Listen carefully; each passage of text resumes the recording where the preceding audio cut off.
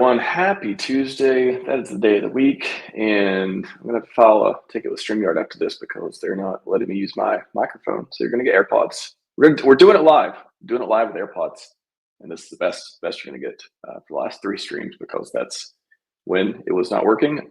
So hopefully that'll get fixed, and you can hear my beautiful Shure microphone that costs several $100s and is made for these streams. And not having it right beside me is kind of strange. It feels like it's got this microphone arm and stuff, and it feels weird it not being in my face, just off the screen a little bit, just still in my face. So hope you're doing well out there. PulseChain.com, full of winners and winning.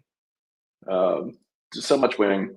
I don't know if I'm getting really good at the mute and black button, but boy, has the sentiment changed to be more reasonable and actionable information lately. But anyways, without further ado, welcome back to the show. We got Crypto Kong and Fast Abdul joining us for the stream. How's it going, gents? Doing good. How are you? Doing good, man. Doing good. Only one has video today. Kong, we're gonna have to do a joint donation to get him some professional equipment. His computer not work sometimes, or webcam not work, one of those. But one day we'll see his face again, and it won't be glitching. I'll be back. Like they got a glimpse of my face in the green room. I think my webcam is it's like 10 seconds delayed right now for some reason. So I just turned. He's a real person, not an AI. I am real. AI yet. I've met these folks in person, so. That's true. That's funny enough. We were at the last PulseChain tour convention. That was pretty fun. That was wild, actually, meeting people. It's pretty crazy. Yeah. It's just weird because it's like you see these people. It's like we're at work right now, but then you see them outside of work, and it's so much more real. And Max was so much taller than I'd hoped. Hey, my first instinct was, wow, Fast is a large gentleman and dresses well as well. He's got every suit, every color, every occasion. It's pretty good. The suits are real. They're not AI. Kong looked exactly the same, except bigger than I thought. Maybe. I mean, it's not like you're a giant guy, but you're like, you're like not a small guy either. There you go. Yeah, just normal dude. So, just PulseChain.com. We're just normal dudes trying to get a 10,000x. I like it. There we go. Gents, I mentioned the sentiment. How's the sentiment on PulseChain? You guys feeling like giving up on this thing, or you feel like how's things going? How are your feels today? I think I'm feeling good. I sold all my Pulse. I don't have any left. You've already sold all your Pulse. Good thing we brought up the elephant in the room. that would be the elephant. Him, but Fast is out. He's out. He's spent years here, but he's decided that right before the bull run, time to give up. Classic. That's right. I'm still just going to keep talking about it because that's just what I do. But yeah, I'm totally out.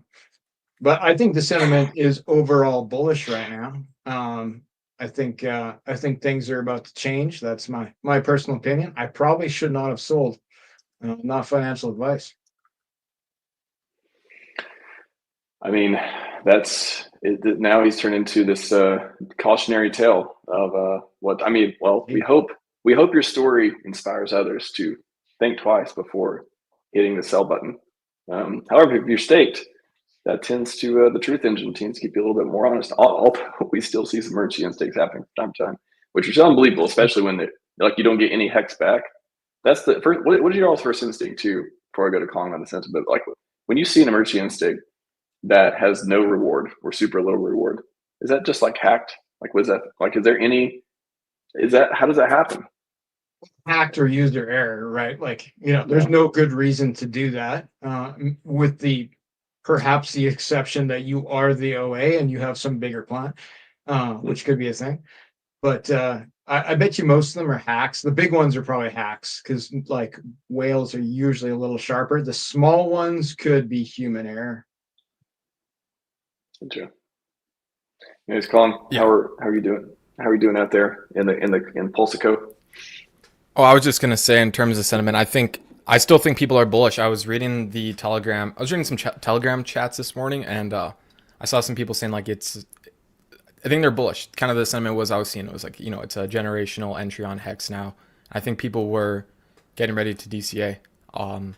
It seems like the price got a little bit nuked today, but I mean it's crypto, right? It's like Richard Hart says volatility.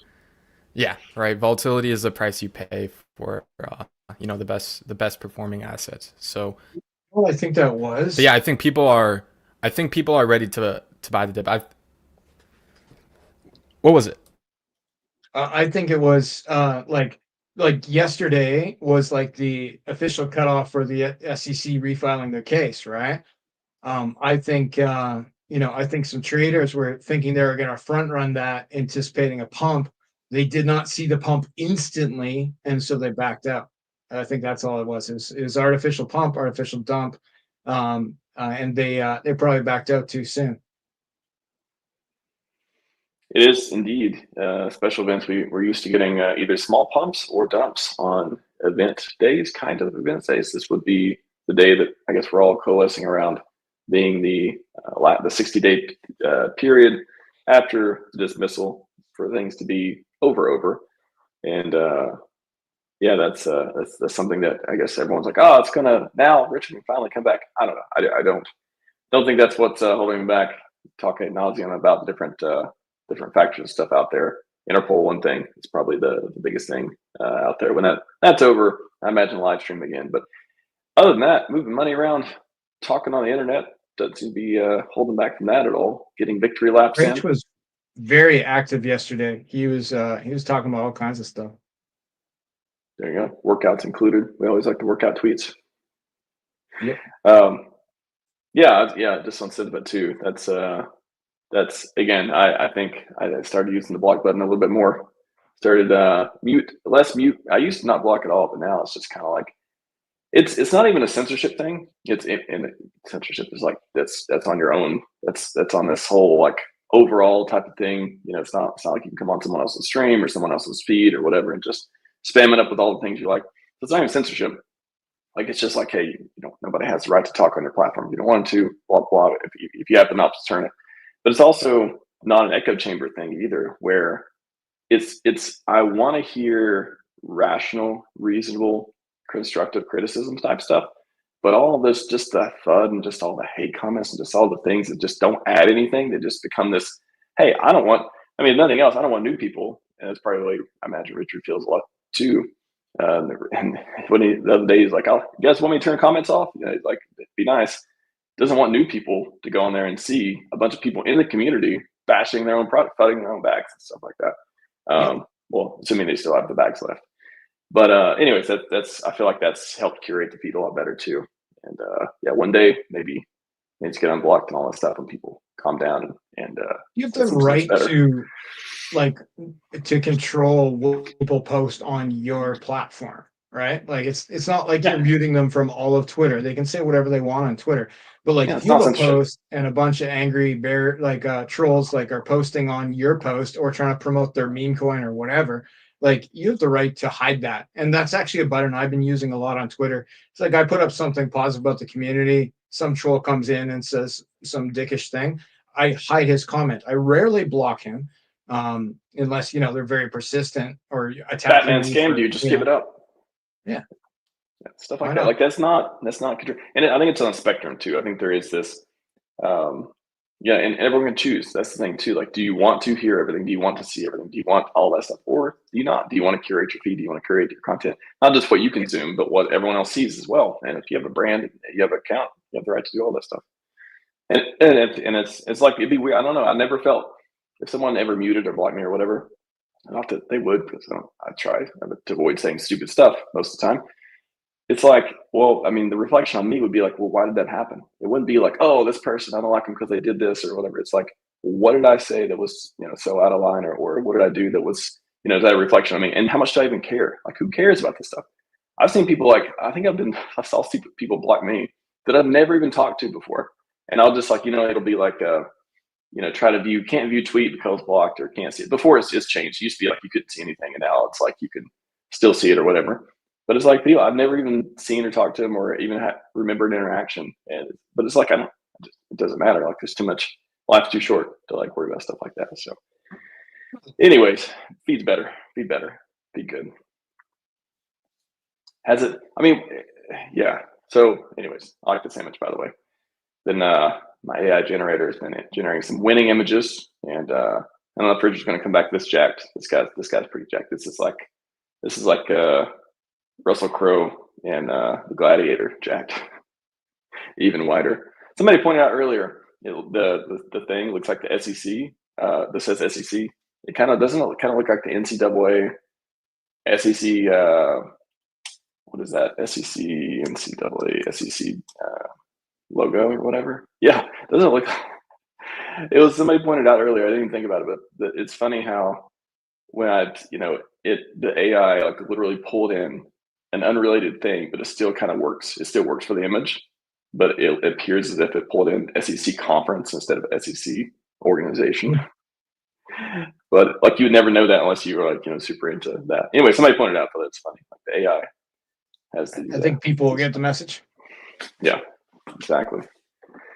Gents, PulseChain breaking all-time highs. Everyone's just kind of wandering around. They're like, when above SAC price if you participate in SAC. Most new people will never even know what the SAC is probably, or not care if they do.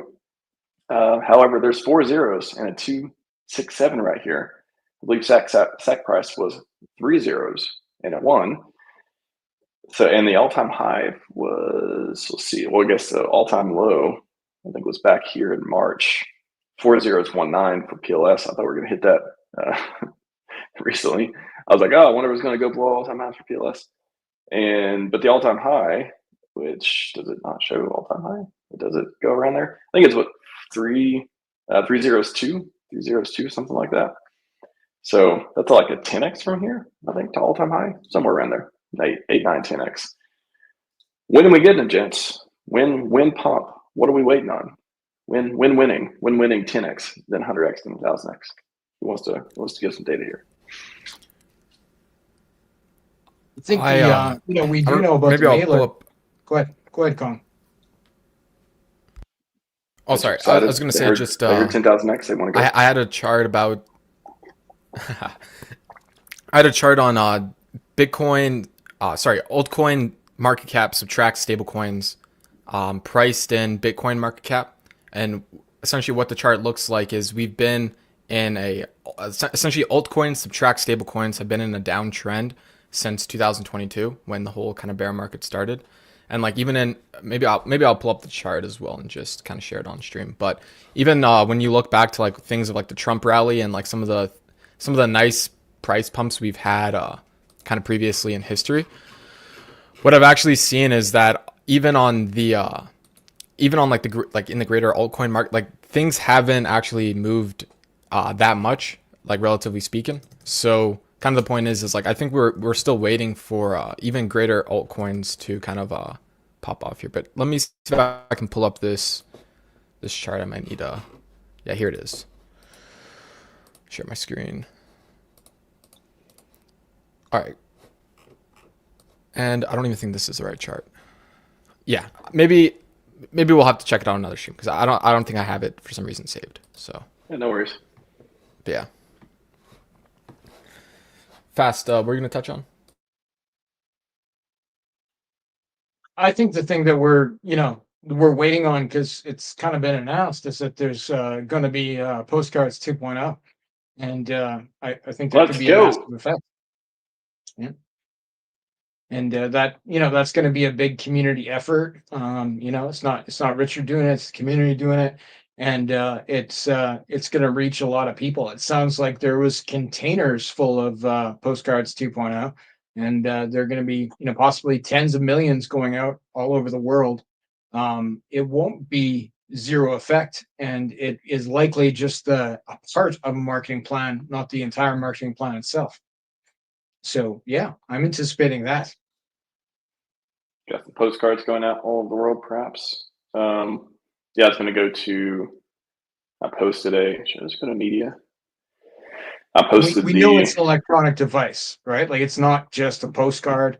I think it's going to be something with video and audio. You still on the Bluetooth speaker theory, or have you moved off of that? I'm off the Bluetooth speaker theory. I'm on to the electronic postcard that has both audio and video, but like serves a similar function to a postcard, right? Like it has a message, but the message will be audio video. That's my current theory. Sir, you might have seen this rendition of it. There we go. Let's see his face. Because he already had the black screen too. I just imagine when I made this, I was like, imagine getting a postcard and you see you see the video. Hello everyone. Hello, Richard Hart here. everyone. Now to speak the SEC. You just have like this dark. Richard Hart here. Yeah, that'd be awesome. And like it would make news, I think is the cool part. Like that could be part of the secondary marketing. Is like I think it would actually make main news channels like, Spam King Richard Hart strikes again, over 40 million postcards that contain video and audio delivered all over the USA, Europe, and Australia, right? Like, like Yeah. it could get on the news as something that happened. And then of course, these things are interesting. It's probably targeted, like when you think of mailers, and I have some knowledge here from my business background. Like when you're sending mailers, you're targeting people over 40 or over 50, almost always, right? And who are the people who have the money, by the way? So like they're gonna. This is going to be new to them. They've probably never received one of these before. Like you open a postcard or something like a postcard that then talks to you. They're going to keep it. They're going to show their friends. Like they may or may not like it. They may or may not take action, but they're definitely going to interact in some way. It's got me thinking about all these scenarios. I see people opening it like they're going to do like this interview on the local news channel. guy gets this free mailer, and he's like, and they open it, and it's just Richard. Hello, everyone. And it's playing the exact video.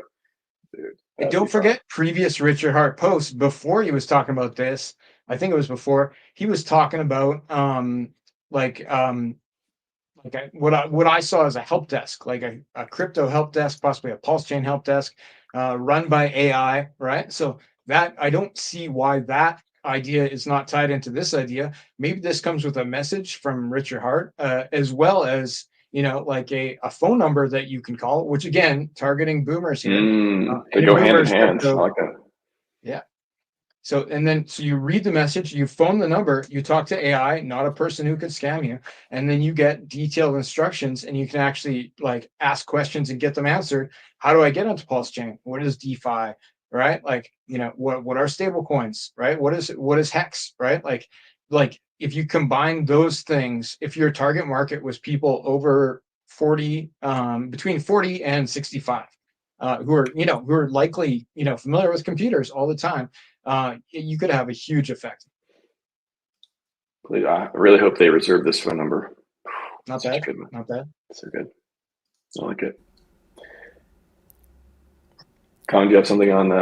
If you get a postcard, electronic postcard with Richard's face on it, shouting at you about PulseChain, that's got to be. I mean, not only newsworthy again. Like I could see like the local news type of thing. I get a postcard from crypto thing, but yeah, I think it will probably bring. I'm sure. One thing I haven't heard for a long time is Spam King Richard Hart.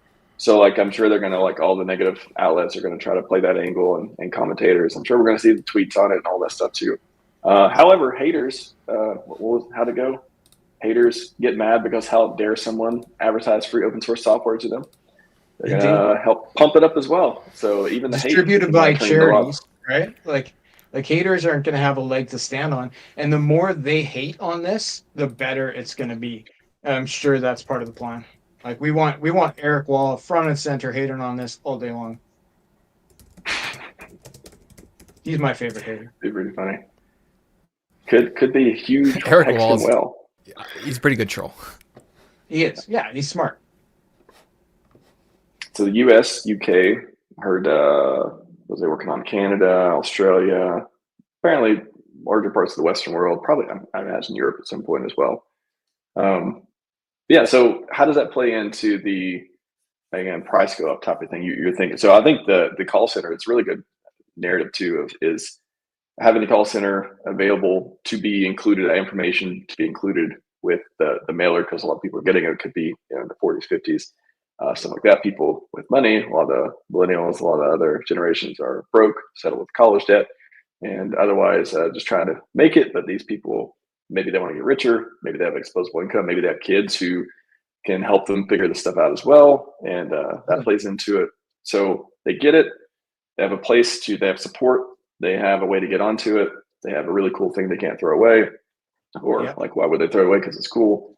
and then They're gonna that show it to their becomes friends, their kids, right? And and when you start talking kids, like I have children who are adults, right? I know you guys think I'm 27, but I'm really not. I have children who are adults who can shocking. vote, who could join the army. I hope they don't. Um, but it's not, it's not me that's the target audience. It's probably people who are older than me who are going to have children who have careers, right? That can help them out with this. Just don't let them join the XRP army. Indeed. If That was specifically what I was talking about. Yes. you guys seen the meme, it's like it's the dad, the guy meets the dad, and he's like, I'm in the army. Oh, he gets, I heard you're in the army. He goes, oh yeah, the XRP army. Oh shit. Get the F out of here. It's pretty funny. Shout out to everyone at XRP though. Hopefully you pump too, but I just think PulseChain's gonna pump harder. Yep. But I don't think we can underestimate, like, when we start talking numbers like tens of millions of these things going out, and it's not going out randomly. Like, they're not being handed out on street corners. They'll go up by mail, right? And every country in the world has like a zip code system. Canada, we call it postal codes. And you can target by postal code or zip code, and you would likely target the more affluent postal codes, right? So, like, for example, 90210, we all know what that one is, right? Like that's that's a place in California where people probably have money. That should be on the list. Like, and they can drill down to only select the best places, which isn't always the richest. So like some of the in between, but like you're not probably not sending them to the hood. You know what I'm saying? Don't imagine they're gonna pick postcodes. Yeah, Richard Hart, he's sending them all to the. not saying we don't want to onboard everyone, but yeah, I imagine you're going to target people with money and means to have disposable income to go buy the product. Yep. So is that what brings retail in? Is this the play for bringing retail in? Like, what is this? What is the market? You keep saying, all we need is marketing. All we need is marketing. What does this do for us? I think it's a stepping stone to retail for sure, right? Because it's actual fresh blood that we're likely to, to get in because of this, which is a huge difference from just, getting some crypto bros who are on something else to, move over $200.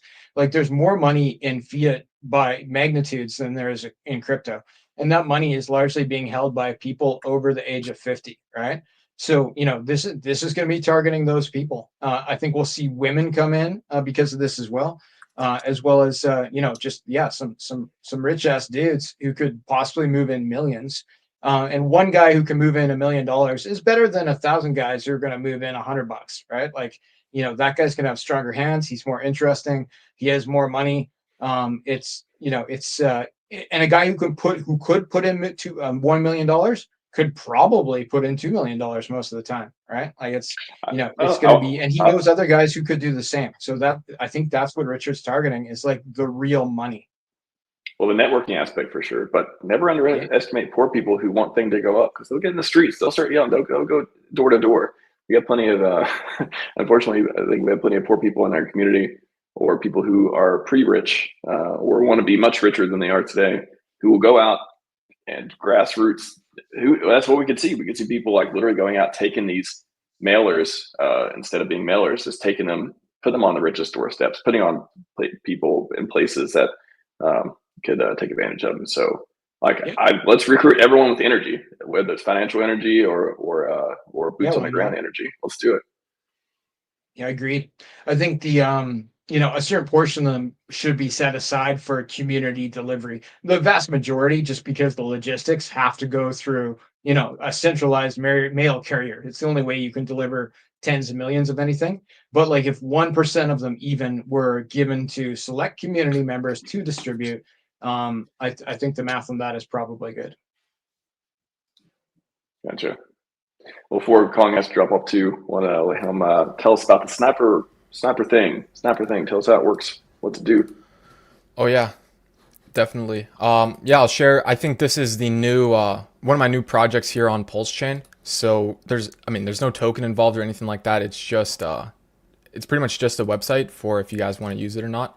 I'll say it's kind of cool. The intention and the design of it is a sniper swap. So you can use it for everyday swapping, and honestly, like, for new onboards and stuff, like, I know there's lots of tax tokens on PulseChain. So this is kind of a point I want to touch on, but this will automatically detect taxes and be able to like adjust the slippage accordingly. So if you are like trying to onboard and like I know PulseX, like you have to change the settings and then, you know, you have to adjust this and do that. And then the transaction stays pending for a little bit. This just has some features and some underlying sort of optimizations to make sure that the gas is set at a limit where, I mean, right here, you see there's a gas buffer where you can set this all the way up to like 120x the market price for the gas, essentially making sure that your transactions are, you know, incentivized to be processed or validated within the next 10 or so seconds on PulseChain. And then same thing here with the slippage tolerance, like this slider, you can use it at 99% for everyday swaps, although, I mean, I don't really recommend that, right? Especially if you're swapping large amounts. But when we're talking about for like new token launches and like sniping new tickers and stuff like that, like my understanding is PulseX UI is a UI limitation of 49% slippage. So that means like after a 2x, if the price moves during your swap, like your transaction will fail because of that slippage tolerance, where this kind of gives you that more of a runway for, you know, price to kind of for price action to kind of play out while your transaction's still pending. And hopefully, like, you know, you'll, no matter what, and that, I think that's an important point to touch on as well. Like if you set this to 99%, you'll always get filled at the best price no matter what. Like you'll always get filled at the best available market price. But it's just that like tolerance where, you know, if the price moves from when you submit the transaction to when it's confirmed, you have that sort of tolerance there. But just for what it's worth, if anyone's wondering, like this will execute you always at the best market price no matter what. And same thing with the gas buffer. So if I were to like set this up to 120x, when I click swap, you'll see the MetaMask notification might cost like a few dollars to swap, right? Versus like a few cents. But keep in mind, you will have to have that pulse to like sign the transaction in your wallet, but you'll only spend really what you used. So keep that in mind as well for like when you're doing these, like if you have a super high gas limit, like you will probably use quite a lot of it, but you will not like you'll spend what you use essentially. So those are kind of the. I was going to say quick question too, just for people watching. Like why use Sniper Swap versus, you know, a lot of people use PulseX or Pidius, for example. Like what is this for? If you're trading particular tokens or like, or it's just improvement in general, like who is this product for? So that's a good question. And the product ideally could be for anyone. Anyone who just wants, like, kind of the idea is I've tried to strip a lot of the overhead and a lot of the kind of like, I don't know, like if a lot of the things people don't really need for a swap interface, like for example, like if all you want to do is swap, you don't need like all the stats and all of that stuff on PulseX. So I've kind of done a lot of minimizing and just optimizing and just kind of making this swap interface as reliable as possible, as fast as possible, and as efficient as possible for whether or not you're like a serious trader or just you want to do like kind of everyday swaps and you don't want to, you know, deal with like pending transactions or things like that. This could be for you, but I will say if you are more of like a degen, so to speak, and you like to like kind of you like the competition and you know that the markets are competitive and you want to be the first person in, this is an advantage, right? This is an advantage, right? So like right off the bat, like the smart gas is a lot faster than going into your MetaMask and like setting it manually to make sure like you have a right kind of limit set up. And like I said, with the slippage tolerance, like if you are sniping in like a competitive kind of a market, having like 99% slippage versus 49% is, I will say, kind of probably an advantage for when, like, you know, when you're trying to make those transactions when there's a ton of volume and a ton of action happening. So yeah, to answer the question, like it's probably more for like maybe a serious trader or like people who just want to swap and like want to have like the most efficient, fast, competitive swapping. But it also could be for everyone if you just kind of want to do it kind of everyday stuff. So well, for tax tokens, I know like sometimes you have to go to PulseX or you have to do certain things. You can't use aggregators or something.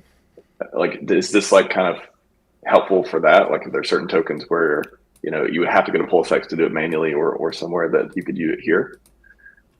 Yes. That's a good question. So here as well, like if I set, like, let's go set PDGC here, it'll automatically detect the buy and sell taxes, and this is live and up to date. So like that's another feature I will say as well, is like, I know, like, I'll say there's 2 points to this. Is like, the first point being of like, this website will automatically detect tax tokens and automatically configure your transaction to make sure all you have to do is click swap without changing any settings or slippage or any of that, and your transaction will get pushed through, right? And then on top of that, this is like your keys, your crypto, like the contract doesn't necessarily ever really hold your PDGC. And I'll explain this as like, when you are trading a tax token, every single transfer there is a tax. And this would work the same as, like, you'll pay one transfer essentially, instead of like, if the contract had, you know, control of your funds, you'd pay, you know, a transfer tax to the contract and then transfer tax back to your wallet. But this is like, your keys, your crypto will automatically detect taxes and sort of set your settings automatically to make sure your transaction is pushed through without any headache. And then on top of that, there is like a little bit of a honeypot kind of detection on this as well. So like, let's say someone makes we've seen this happen before, not to a crazy extent, but we've seen tokens launch at higher tax rates, and then let's say 15 minutes later they reduce it, right? What's stopping them from doing the opposite of, like, the token launches at a low tax rate and then all of a sudden there's an 80% sell tax? Of course, like, if you're already kind of bought in, like, it's too late. But if you haven't bought in and there is like a massive sell tax or anything like that, this will pick it up live in real time. Like, there's no delay on it. So that's another kind of key feature, as well as kind of like finding those honeypots and also like being able to fetch those taxes dynamically as well. Hey guys, let's explain what slippage is and why a person would set higher slippage. So that's a good question. Slippage is essentially I want to separate, there's slippage and there's price impact, right? And people, I think sometimes, like, they're confused the two, and they're kind of similar, but they're completely different things. So slippage is a tolerance setting, essentially saying that the current price is here on, like, let's say PDGC.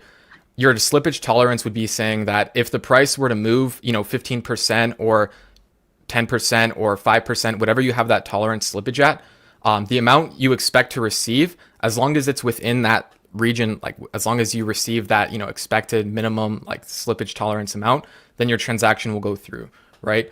But it's essentially looking at, like, any sort of price movements that happen between the time you submit your transaction and the time your transaction is filled.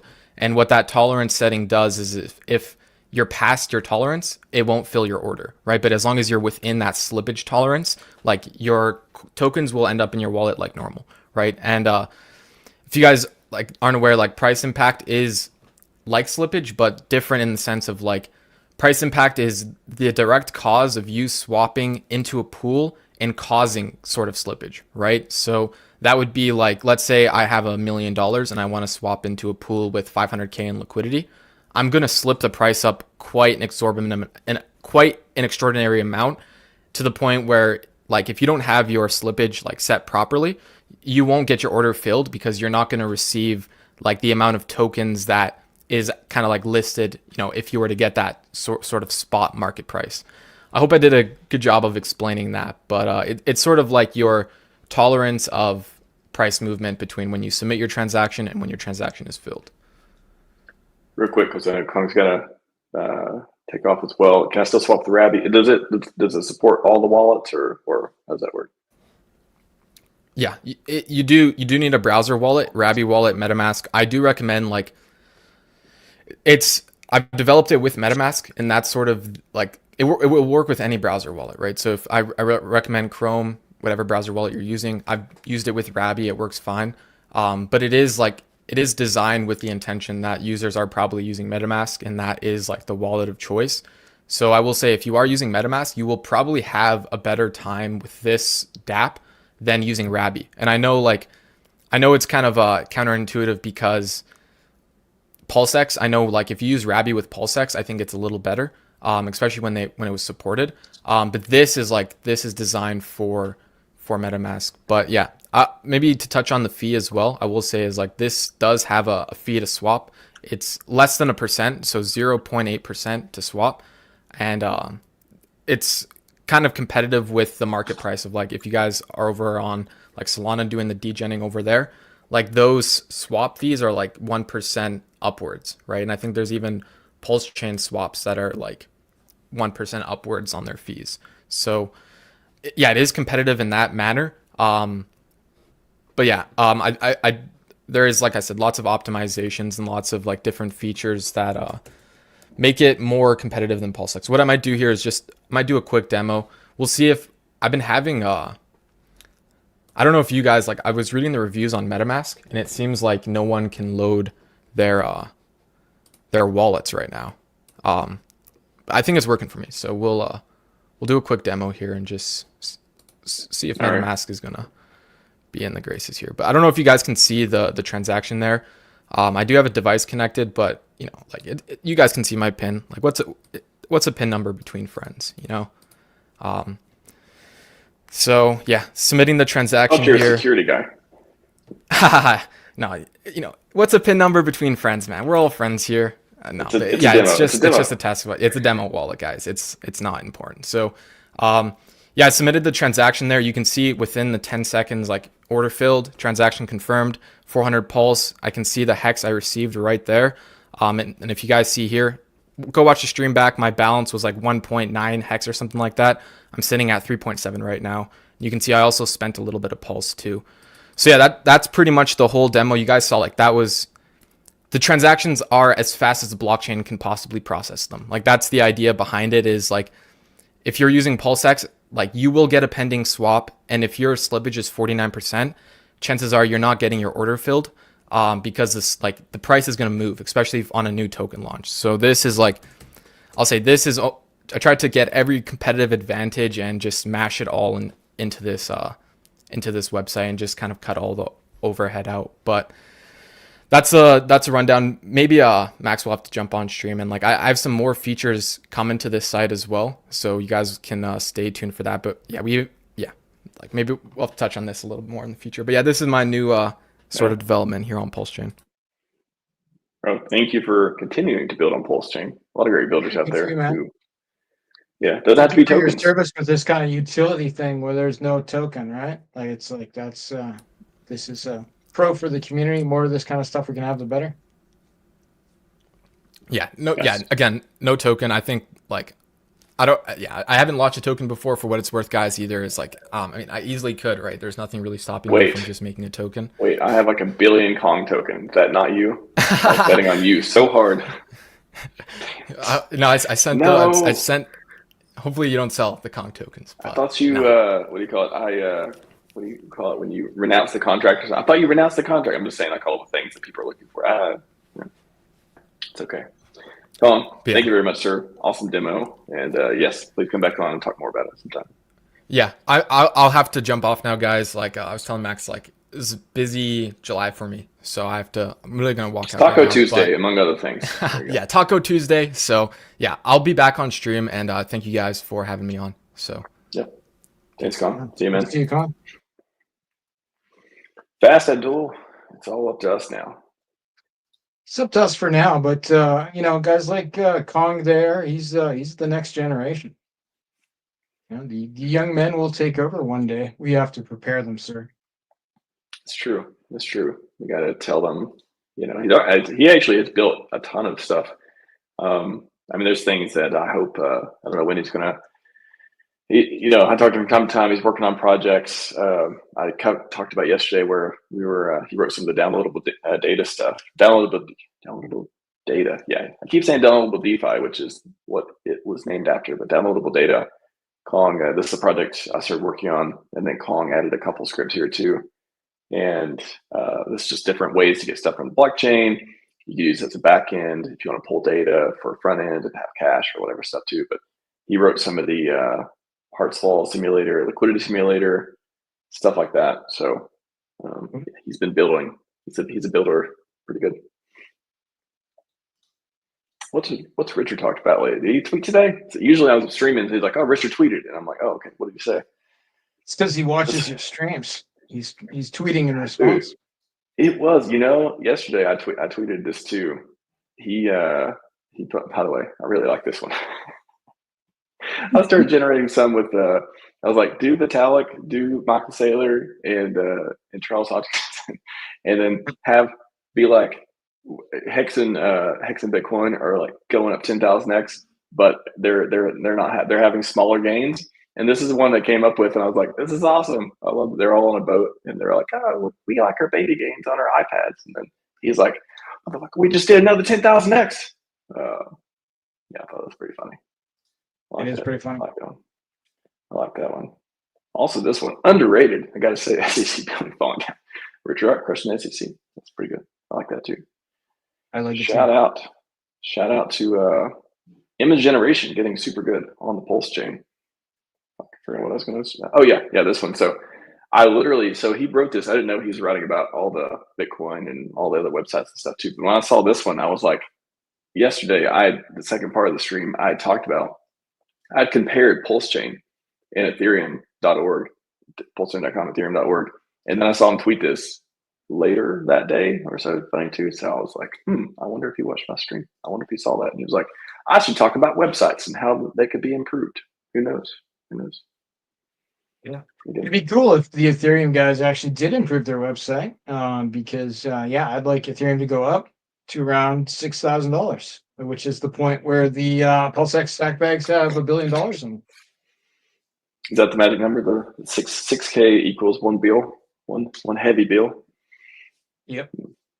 I like that. Do you think that's what do you speculate is the point where SAC would start making moves? What is their minimum amount of profit or appreciation they want to see in the bags before they would consider making any moves?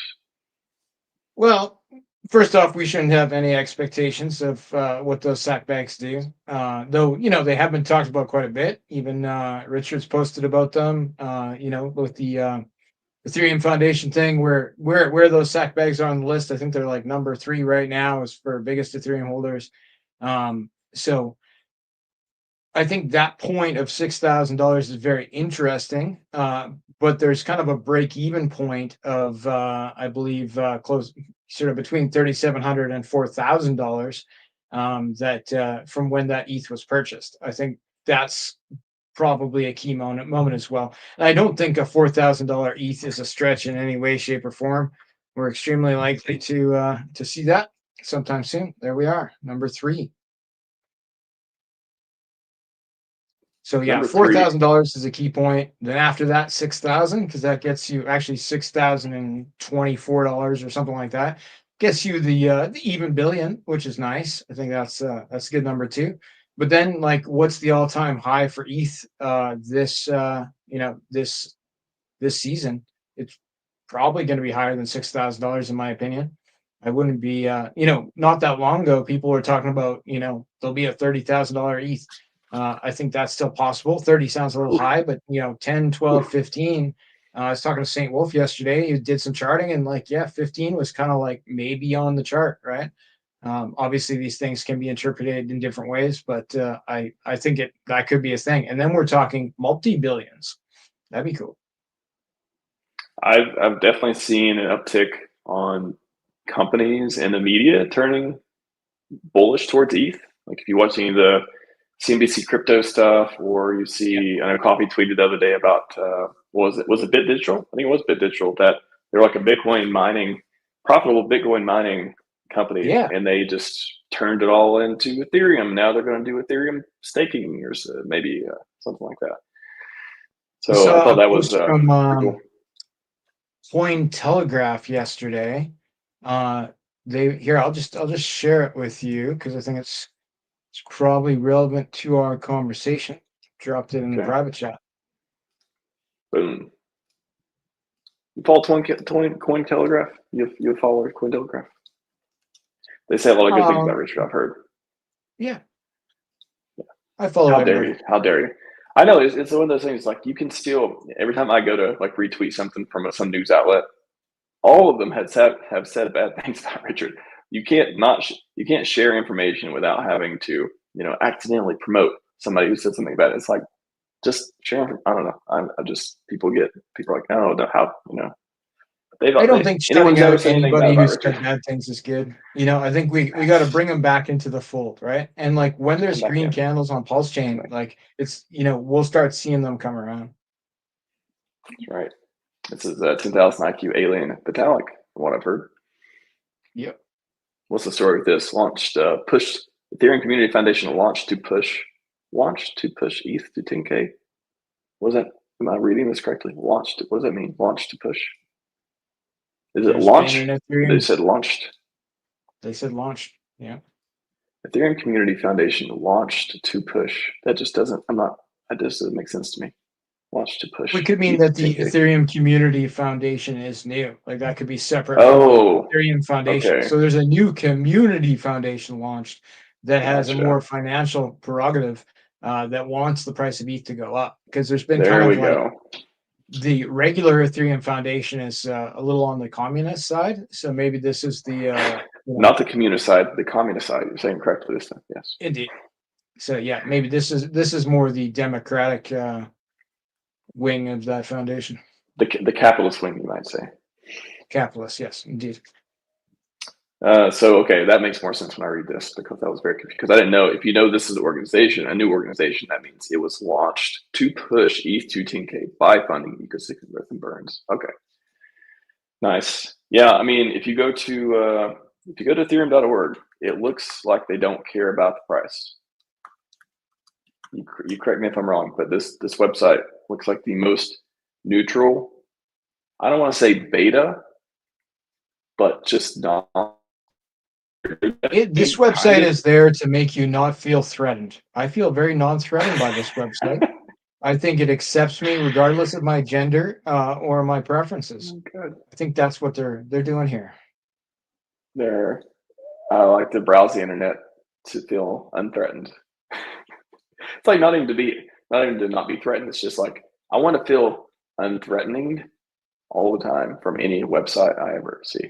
Not saying it's a bad thing, but it ain't making price go up. This website not make price go up at all. Yeah, Doesn't care about price. Doesn't care about. it's not. Again, there's nothing wrong with.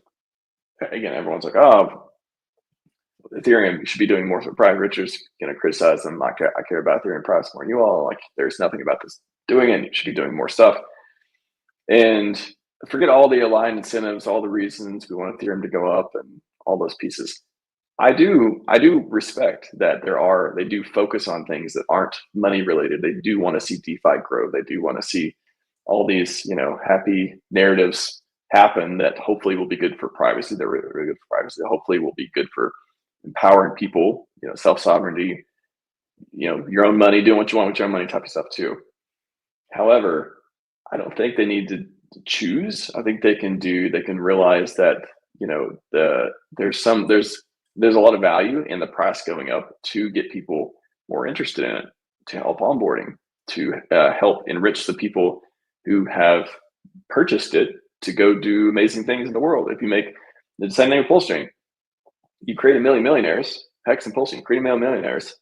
Those people who hopefully share similar ideals to Richard, for example, can go, again, they don't have to, there's no obligation, nobody's signing up for this stuff, there's no expectations, none of that stuff on either side.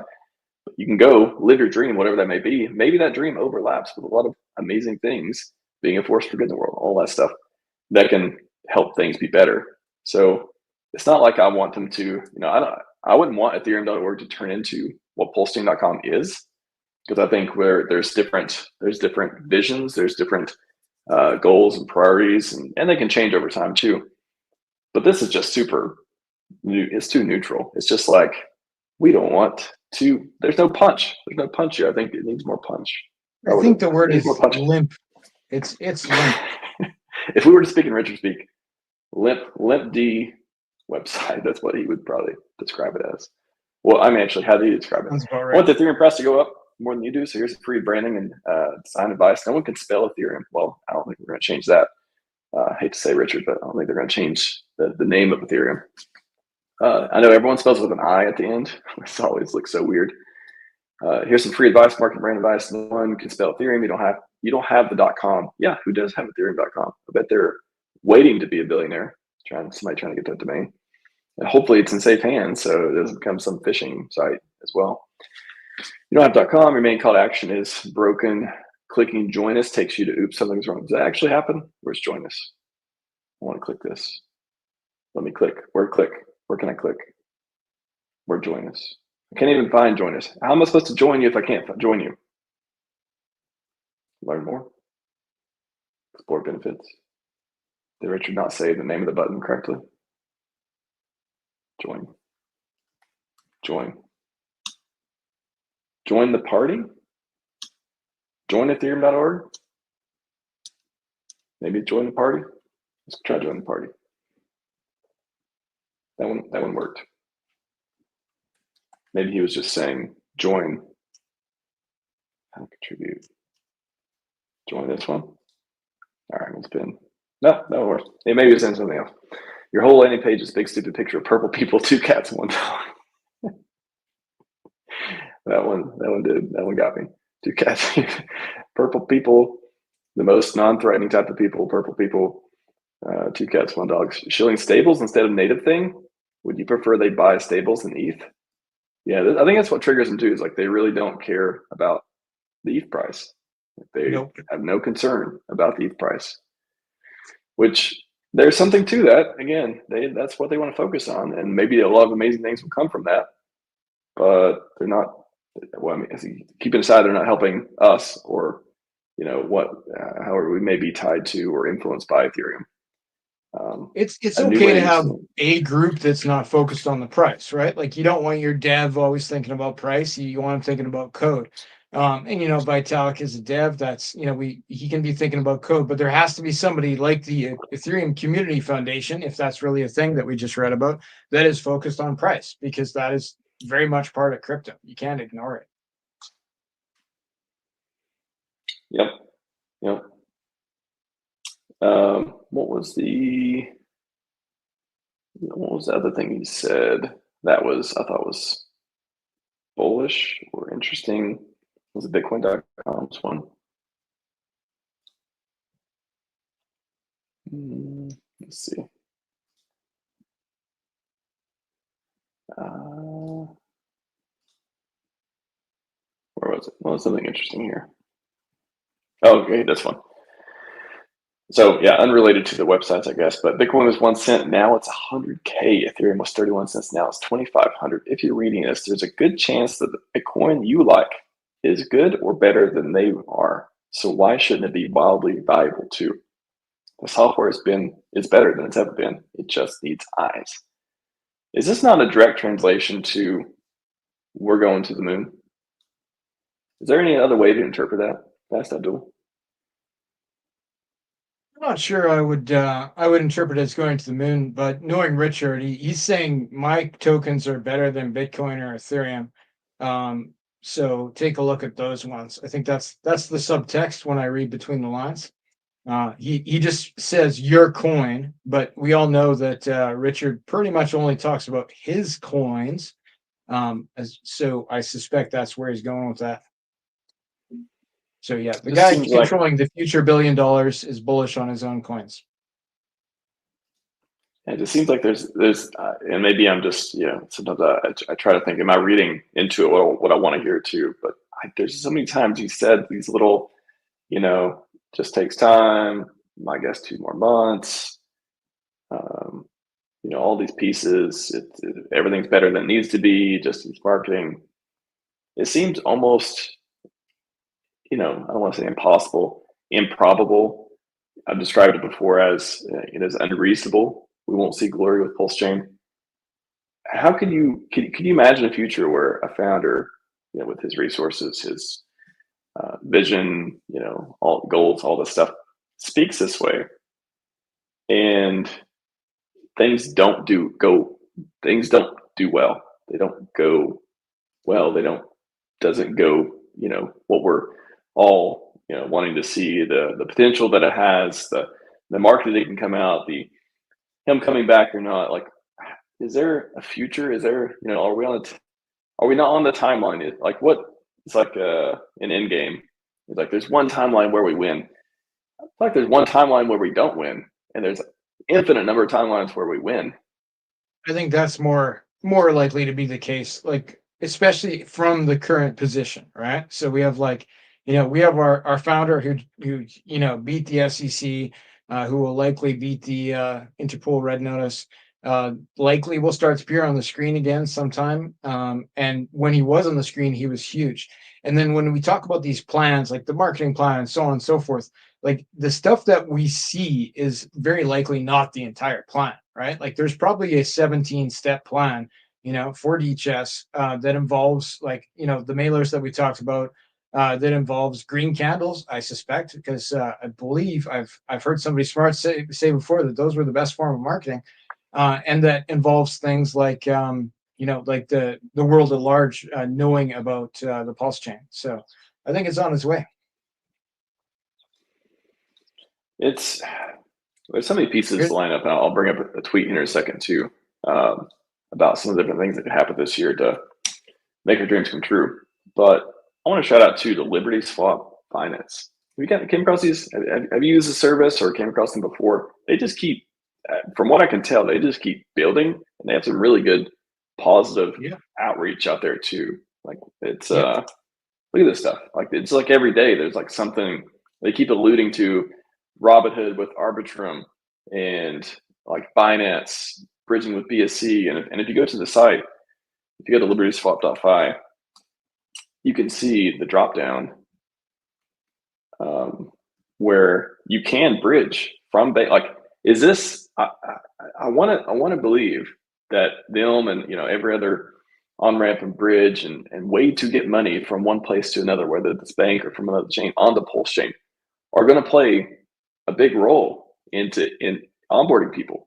They can come from Basic, they can come from BSC, they can come from Arbitrum, and I think it's what Robinhood uses. They have Arbitrum or something with Robinhood where they can do crypto stuff, I believe.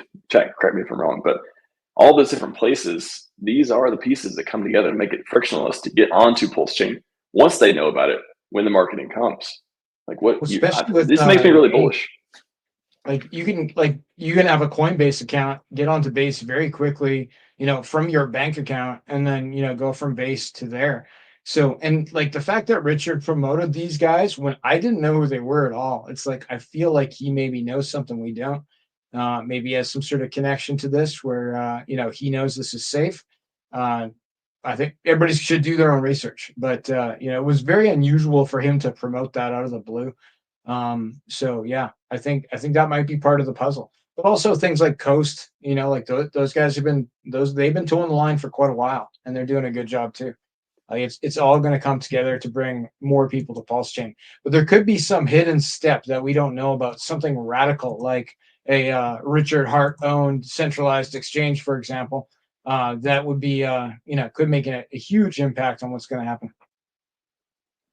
Yes. That's something I talked about when I talked about the super app stuff as well. Having, if we do see a wallet, a fork of MetaMask, I don't think it'll just be a wallet. I think it'll be something that ties and integrates the entire ecosystem with on the decentralized side, on the centralized side, with PulseX, all the products, Hex, and whether it has another token or buy and burns or all that stuff or not.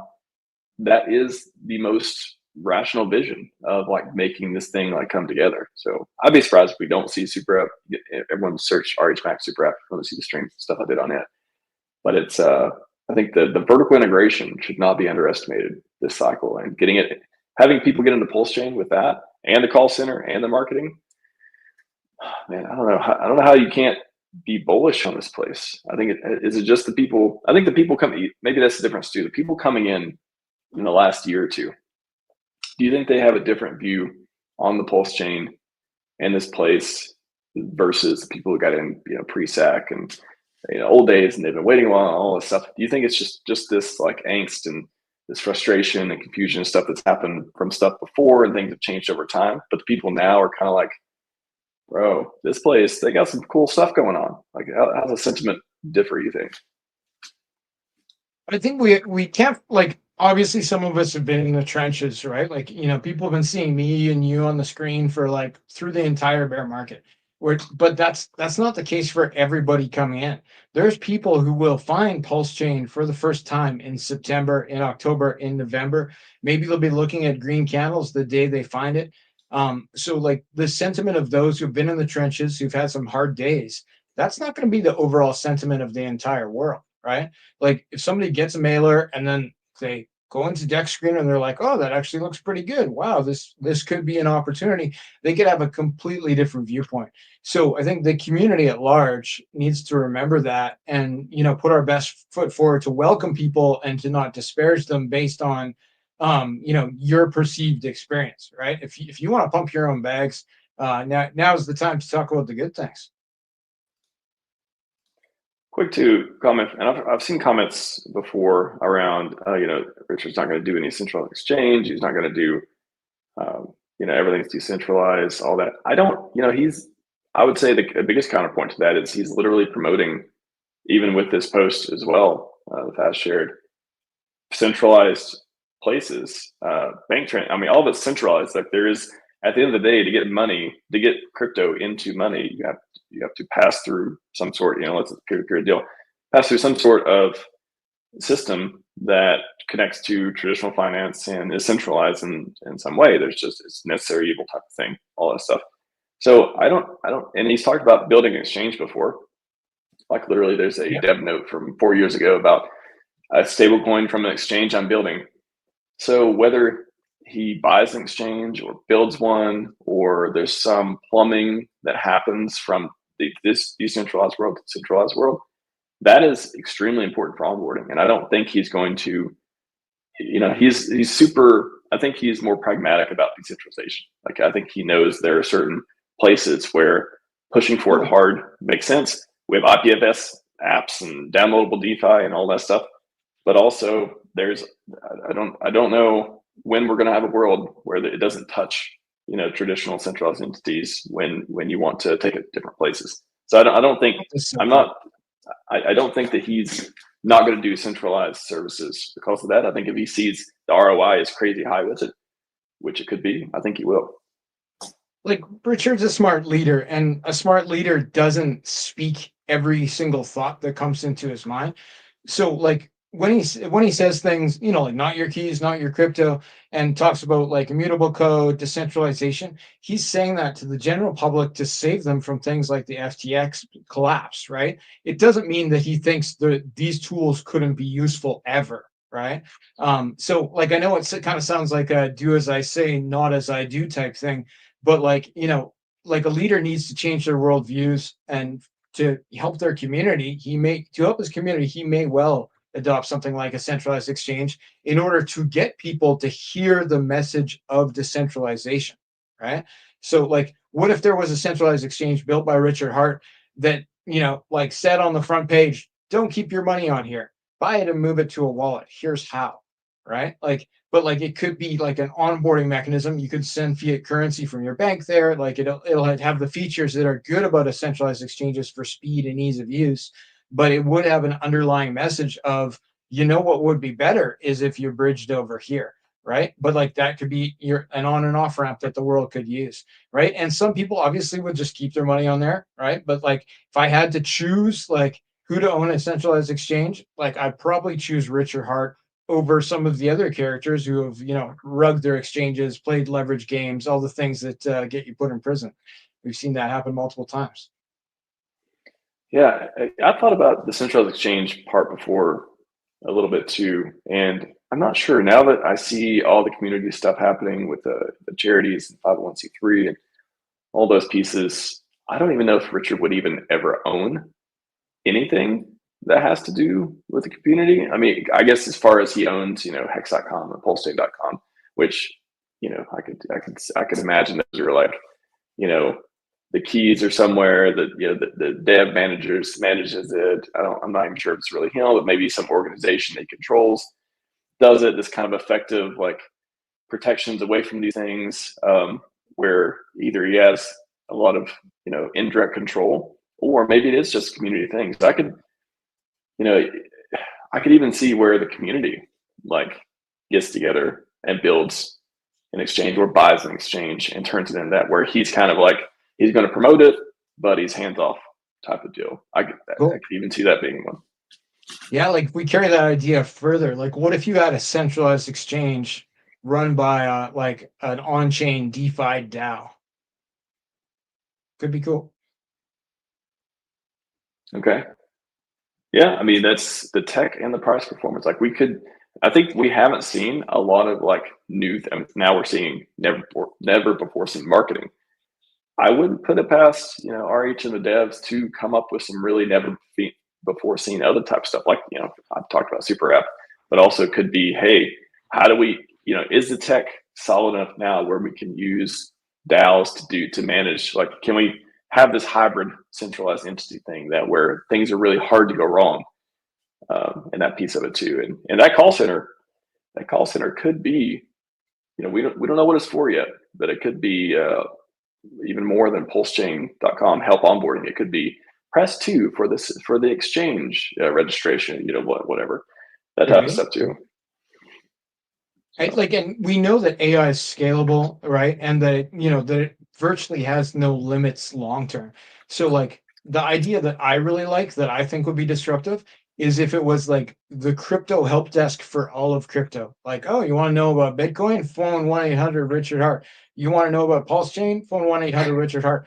And so on and so forth. Like if you could, is this coin a honeypot? Like, oh, the AI checks. Like, yeah, it might be a honeypot. Like if that was your number, you called for all of crypto, and the only number you could trust to call for crypto, like it'd be more than just getting the boomers in, right? Like it would be like, okay, this is how you do crypto. 1-800 Rick Hard. Nice. I didn't pick that up until the second time I read it. I was like, Rick Hard, Richard. I had to separate it out because the telephone format system deal. Yeah, man, bullish. If you want to be not bullish, you can choose to be not bullish. But if you want to be bullish, there's no shortage of bull stuff going on. However, I don't know if you've been following this. But some action's been happening, man. Action's been happening. Recent large PulseChain ecosystem dumpers now cleared themselves entirely of PulseX and Pulse, has collated all of the ETH in one wallet, and in the midst of moving it all via Change Now. Does this signal he's done? There's still 616 million hex on both chains sitting with empty, perhaps the reluctance to dump. This is a message. Last year, it cleared its Pulse sack bags out. This year, it cleared its PulseX sack bags out. Let you decide. That is very interesting. I'm bullish on a guy who's moved out of the ecosystem, who uses Change Now to move ETH, and to move off of PulseChain in volume. Because that guy doesn't know what he's doing, and we're okay without him. It does seem to be, yeah. I mean, there's so many pieces of this where it's like, okay, last year got rid of Pulse, so dumped Pulse last year, dumped PulseX this year, and only holding hex. So part of it's like, I guess the pessimistic part is like, oh, he's still holding X. Is that something that could be done? But the other part is like, what? He's only holding hex. Is that a signal that he's betting on hex in some way? Or yeah, this is, I don't know quite what to make of it. I don't know if it's good or bad, but it's interesting. We've seen that happen recently. I think it's good that someone who's going to sell is selling at the bottom and not the top. That's like the price impact this guy would have had 3 months from now could be much, much higher than if he sold today. So I would encourage him to sell his hex today. If just let me set up my limit order, and that'll be fine. Yeah, I just, the whole, I mean, selling it today, getting a fifth or so of SAC price, because this was, I mean, it looks like you got it through, I mean, just according to this, like, we assume you got it through SAC, and getting it 20%, making 20% on that, getting out. But holding hex. I don't know. I want to believe it's yeah. Strange choice. There's one important point here I want to make, though. Like, and this is true in sales and business all the time. Your most likely customer that you're going to have is always your previous customer, right? So, like, it will be far easier to get this guy back, whoever he is, than it will be to recruit a new person who's never heard of PulseChain or Hex or PulseX before. It's much more likely this guy will buy back in higher, when when he sees green candles, when he gets a postcard, whatever rings his bell, than it is for us to recruit one new person. So I don't think we should alienate people who sell necessarily, or at all. Everybody's got their reason, and if they come back, fantastic. Welcome home. Yeah, very interesting. Hopefully all these like sad, like, oh no, this thing happened stories turns into, oh no, look at all this bullish news we have over and over and over. Real quick, I want to hit on this again. There's so many great Liberty Swap Finance posts I've seen come out, a lot of the work they're doing. I just want to highlight this real quick. Over the past 3 months, the largest capital inflows have come from Ethereum, Arbitrum, Unichain, I don't know what Unichain is, and Base. We currently support bridging between Arbitrum, Base, BNB chain, PulseChain, and back. And we showed that earlier on the interface. All support for Ethereum, Solana, and Sui is on the way. All roads eventually to PulseChain.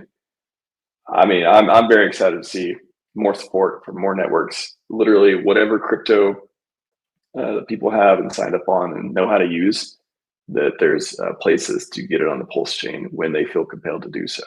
So I'm very bullish that these guys who I never heard of before seem to be really pushing that all roads lead to PulseChain. And they're, there's infrastructure costs and hooking up to all these chains. Like, wow, and the fees that they're charging aren't that high. Like, who's paying for this? Like, I feel like there must be some beneficial figure that is really, hired these guys to do this job. Just speculation. I definitely think that, the bullish piece of, there's people who are going and doing the work and doing a lot of amazing work and getting shouted out by Richard, and they just kind of come out like, ah, cool, we're gonna maybe they've been, some of them could just be naturally been sitting there for a while or doing other stuff or all that, and or some of them could be like, okay, this is the time to do it. I don't know where it comes from, but boy, I'm very, very excited and happy that we're seeing this work getting put in. It's amazing. Wrap it up here, though. Do want to mention PulseX conference. If you've been living under a rock, PulseX conference 2025, the conference of the best dexes. Schedule is out. Maybe a few little small changes, but mostly complete. Oh, I spent so much time trying to get the schedule to be printed well, and this is the best I got. So you just got to take it. It's the best I got. Could have been better. It's good enough. We're on a shoestring budget. We have no sponsors. I'm pretty much running the whole thing. I get donations from time to time from people with content, and the same guy who made the intro for the last one. Shout out to what's his name? Iko X. He knows who he is. He's did the intro and some of the background stuff for this one as well. Your own Fast Abdul will be on there as well. Really? What am I talking about? Oh, he needs to be briefed. We got to brief him. Actually, are you on there Monday? Yeah. So you're on the Hex panel on Monday. So talk about Hex stuff. Sounds like. And then Fast Abdul, you were on the debate panel. Ooh, what are you going to debate, Fast Abdul? I don't know, but I'm going to win. That's the attitude we like. Going 10,000 next to the other side. So the debate panel, I actually got a few topics. Let me know, because I've reached out via the old and reliable email asking people their debate topics and what they would like to talk about. I got a few responses, and I'll email everyone who is on the panel to get let them prep for the positions they want to take and otherwise. But it's got a few things coming up, and Cairo Copeland's going to be on there, so that should be fun. He's the guy that the surprise of the conference last conference. I just they were like, he wasn't presenting, he wasn't showing his screen at one point, and I was like, oh, but he's talking about the screen. Do you remember that? And everyone's like, I was like, should I interrupt him? Like, I don't want to interrupt him though, because he's like going hard on this topic, and it was like so entertaining. Flowing. Dude, they're like, let him cook. I'm like, I'm gonna let him cook. And it was the letting him. He cooked hard. So I'm glad to have him back. He'll be doing talk. Market literacy that destroys bearish despair. You can't write poetry that well. You can't write titles that well. I love it. And then Fast Abdul's coming back, kicking off the second day right after my opening remarks with Richard Hart's master plan. This one, I have no idea what you're going to say, but I think it's going to be awesome. I'm very excited for it. It's going to be my favorite one. I got some ideas. You were killing on day 2. You were all over the place. You got Y Ink token is awesome. And then that way. I think you and Briz are gonna like really deliver some amazing bullish sentiment on Ink. Got Ink bulls only, him and Briz, and then Ink money printer. Talking about that as well. I know that one too. Also one of my favorites. Excellent. Well, I better do my homework.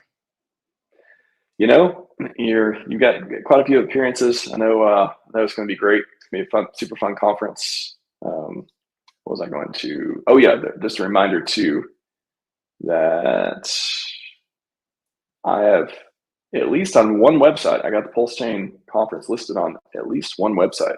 I'll drop this in the chat again as well. If you want to tell people that you're going to this conference on Crypto Nomads, click this link and register whatever if you want to, and say you're going. What's the benefit? So, I mean, it's kind of, I guess it's more, speculating on this too. But I hope it gives us more eyeballs. I hope other people see it, because if you go to cryptonomads.org and if you go down to July, you see now we're listed. I pinged them on X. I was like, or I pinged them, and I was like, hey, I don't see us on the list yet, but they probably had to like approve it or whatever. So you can see already, probably 8, 9 people so far going to PulseX Conference 2025. I put San Francisco. They asked for a location side of something, so it's worldwide. You can be in San Francisco and watch it if you want, but it's online, of course. And hopefully, so the idea would be getting us on these lists, getting it more, more general people looking at it, seeing those events going on. They click on it, they can see this a 2-day online event, on my YouTube channel, and so I imagine the more people who say they're going, the more this number is going to bump up. But if people see, I don't know, do you feel more compelled to check something out if you see +4 people or +22 people go into something? Yeah, a bigger number. I think you're like, and this is a focused audience. The people who are looking at this want to buy crypto, right? Like if they're looking at this event site, like Crypto Nomads. So yeah, if the community can get on this and throw up your avatar there. I'll try to get to that this week myself. You just register for it via Twitter, right? Like there's no, nothing I think fancy required. So you can do Twitter or you can do wallet or something too. So there's a couple different options to register with the website. You just click log in and it'll say Twitter. Yeah, that'd be great. Yeah. So I noticed some big names were sharing the conference too, right? Like Rackham did like several posts about the conference. And there's been some other guys too who are, sharing the shit of it. So that's fantastic. So the more the merrier as far as that goes.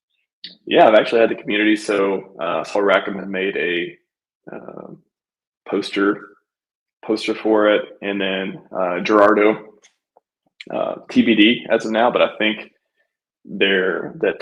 we may have a website listing it. Again, I try not to do websites. I just decided as of now I don't want to do websites for the conferences. That could change in the future. But Gerardo he was just like, hey, I've made this listing for the speakers. I'm like, all right, well, if you made it and you want to just donate it or whatever, if you want to, I can share it and stuff like that. So it makes me feel like it's kind of like that ethos, right? Of Richard, like you do the work, community, you do the work. I'm going to put in again. I'm going to do the basics. I'm going to get the conference going. I'm going to host. I'm going to outreach, coordination, logistics, stuff like that. But if people want to donate, there's a donation link as well for content. So if you want to donate, you can go through that. Last time we had someone donate some coins, so we did a trivia giveaway for coins.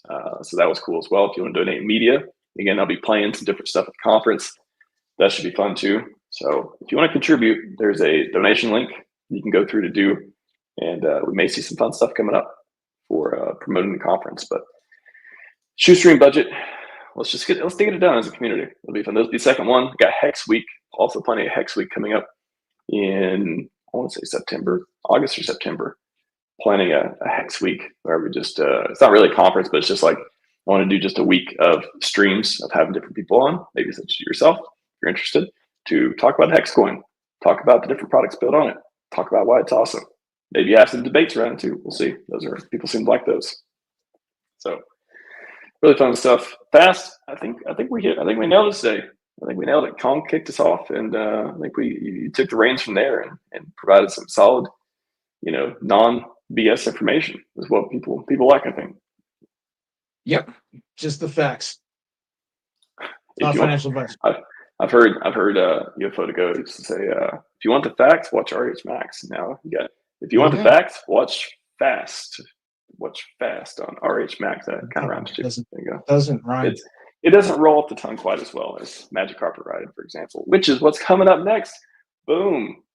That's right. I'll be on in about 20 minutes. The PulseChain Times with Triplet Dad. We'll be talking about a new protocol coming to PulseChain.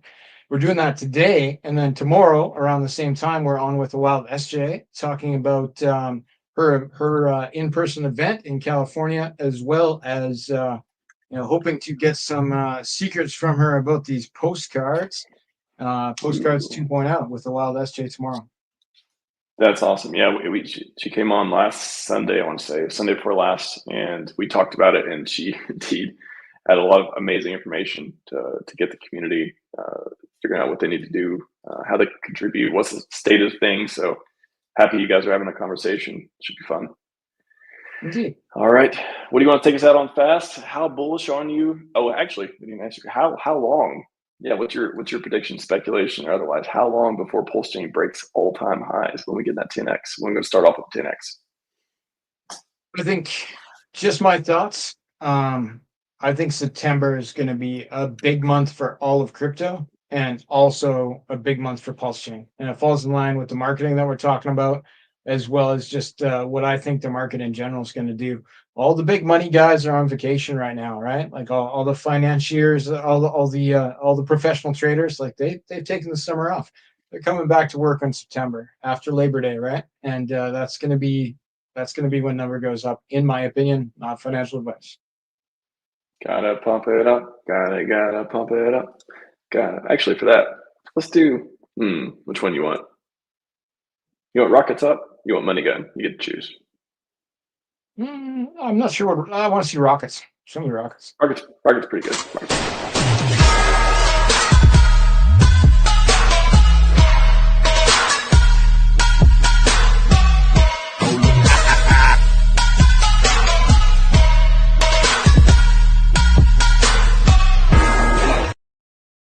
All right, that's all we got for you today. Going out on a hard pump there. Hard pump there with the rockets up. Fast, Abdul, thank you again for joining me. Always appreciate it. No problem. Anytime, Max. That's all we got for you today. Scivive 5555. We are out.